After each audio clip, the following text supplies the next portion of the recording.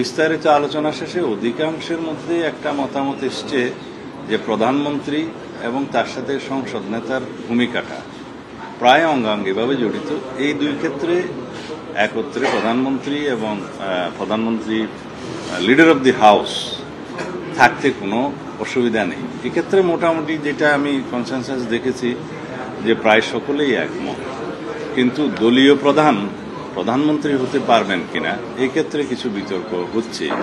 তা আমাদের দলের অবস্থান, আমরা যৌক্তিকভাবে লিখিত প্রস্তাবও আগে জমা দিয়েছিলাম আমাদের দলের পক্ষ থেকে, এবং প্রথম পর্ব এবং দ্বিতীয় পর্বের আলোচনাতেও আমরা সেই একই যুক্তিগুলো দিয়েছি। তার মধ্যে আপনাদের মাধ্যমে জাতিকে জানানোর জন্য কয়েকটি যুক্তি আমি আপনাদের মাধ্যমে উপস্থাপন করতে চাই। পৃথিবীর গণতন্ত্রের সূতিকাগার হিসাবে আমরা যুক্তরাজ্যের উদাহরণটা দিয়ে থাকি। সেখানেও দলীয় প্রধান এবং প্রধানমন্ত্রী একই ব্যক্তি হয়ে থাকেন।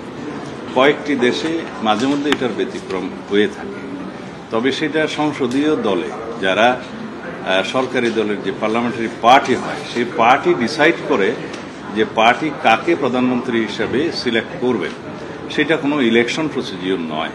যারা মেজরিটি পার্টি হয় পার্লামেন্টে অথবা জোট হয় তারা পার্লামেন্টারি পার্টি ফর্ম করে তারা ডিসাইড করে কোন ব্যক্তি প্রধানমন্ত্রী হবেন।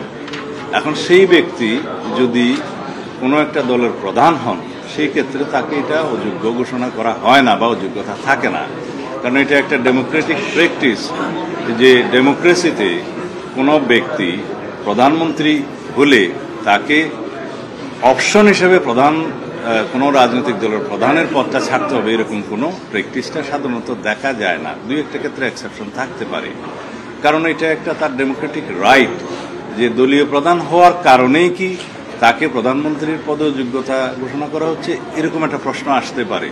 আর দলীয় প্রধান যে সবসময় প্রধানমন্ত্রীর পদ অলঙ্কৃত করবেন এমন তো কথা নয়। পার্লামেন্টারি পার্টিতে ডিসাইড হবেন কোন এমপি প্রধানমন্ত্রী হবেন, কিন্তু অপশনটা থাকা ভালো, তার ডেমোক্রেটিক রাইটটা যাতে ক্ষুণ্ণ না হয়। যে ব্যক্তি দলীয় প্রধান হন তার যাতে রাইটটাও ক্ষুণ্ণ থাকে যে তিনি ইচ্ছা করলে প্রধানমন্ত্রী তো পদ নিতে পারেন। সেই জন্য আমরা বলেছি যে এটা ওপেন থাকা ভালো যে দলীয় প্রধান ইচ্ছা করলে প্রধানমন্ত্রিত্ব নিতে পারেন যদি পার্লামেন্টারি পার্টিতে ডিসাইড হয়। আর যদি পার্লামেন্টারি পার্টিতে ডিসাইড হয় যে তাকে প্রধানমন্ত্রী করা হবে না, অন্য একজনকে করা হবে, সেইটা পার্লামেন্টারি পার্টির ডেমোক্রেটিক রাইট চর্চা সেটা ওপেন রাখার ক্ষেত্রে আমরা আমাদের সাজেশন দিয়েছি।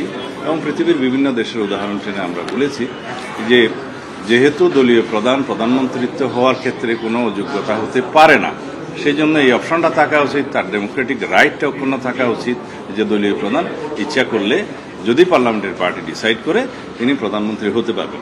এইটা হচ্ছে আমাদের যুক্তি। তো সুতরাং এই ডিবেট হয়তো আরো কয়েকদিন আরো হয়তো বেশি চলতে পারে বা একদিন চলতে পারে।